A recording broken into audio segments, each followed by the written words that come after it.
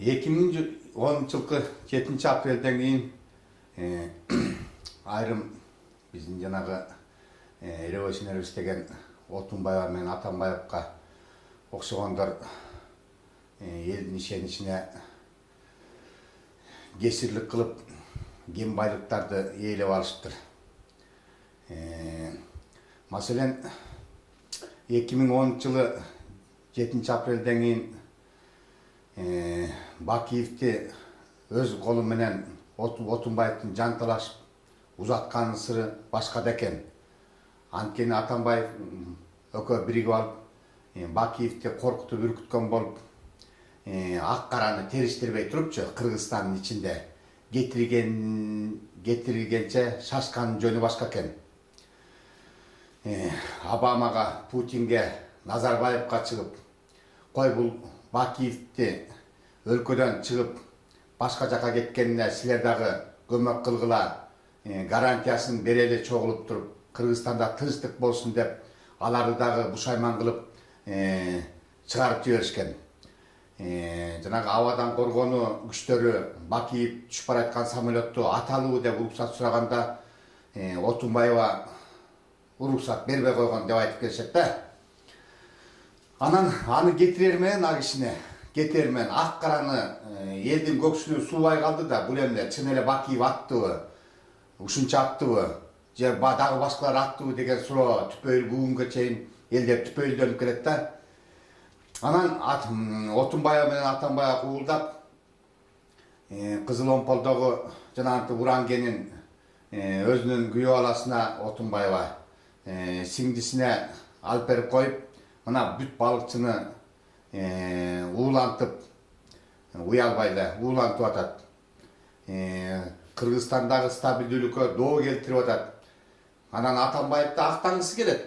Жо, мен берген эмесмин, тиги Отунбаевалар берген, мына ошонун доорунда берилген деп. Эмне үчүн анда тиги өзүнүн 3 министри, Зилалиев, башка да министри тиги кой деп тумушка каңдап койгон жок.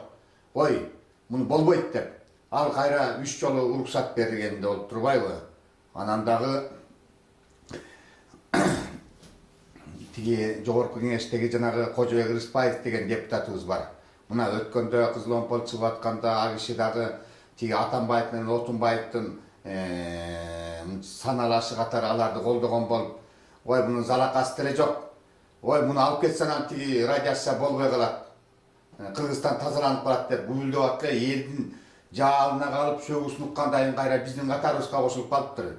Мындай бечелден коомчулук арылыш керек. Жок дегенде ушу спикерде ойлонуп туруп, ушуга окшогондорду тармактык жана профилдик комитет деп коет, жогорку кеңештеги комитет. Ошондон бошотуп койсо элдин дагы кичине бир жакшы мынтип түшүнүү менен кабыл алат эле да. Анткени ушул жетим, ушу Кожобек Рыспаев деген 10 жылдан бери, ушу 2010 бери комитетинде бир да жолу Кызыл Омполду көтөргөн жок. Билип турса да, көрүп турса да, көрмөксөн салып. Бул Атамбаев учурунда баягы какыс-кукус кылып койгондон бу же кандай бир ошо жалтак болуп калганда бир ооз мурда булганып калган окшойт. Анан мен эми сөзүмдүн кайра жанагы жерден улайын. Тиги ошентип Кызыл Омполду жана ноябрь айында алган болуп атпайбы?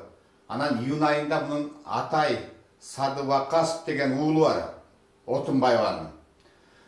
Ал уулу Кыргызстан канга боелуп июнь айында тиги жанагы кайга батып турганда Турцияга барып, жанагы бир Европада жашаган бир кыргыз Бекболов деген бир кыргыз бар. Америкачылар менен иштеген.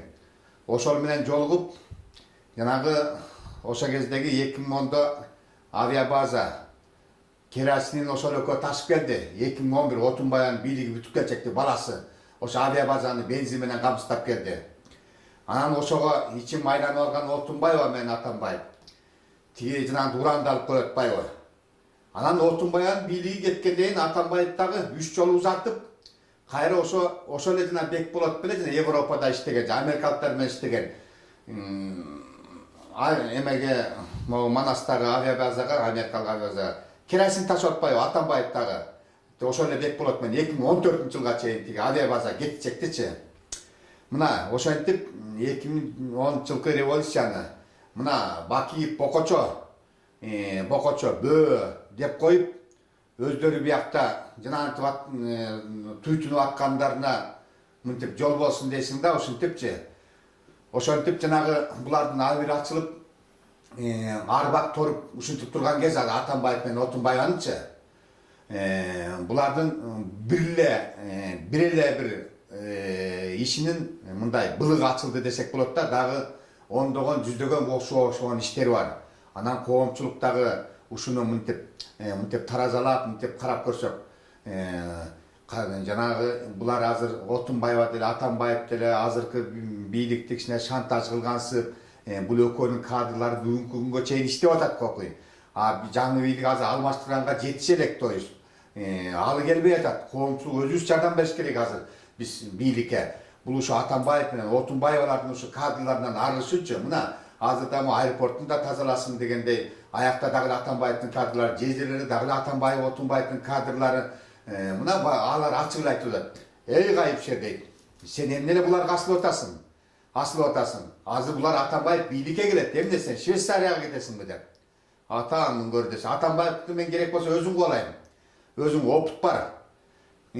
Анан Атамбаев эч жерге батып чудай эмес азыр. Эгерде эч жерге бата турган мындай кой таштанда мынтип куулуп тетиги чет өлкөдө батпай калса, мен ата-бабамдан калган үңкүрүм бар. Ошол үңкүргө бир 49 жылга чейин аренда берем Отунбаев экөөнө.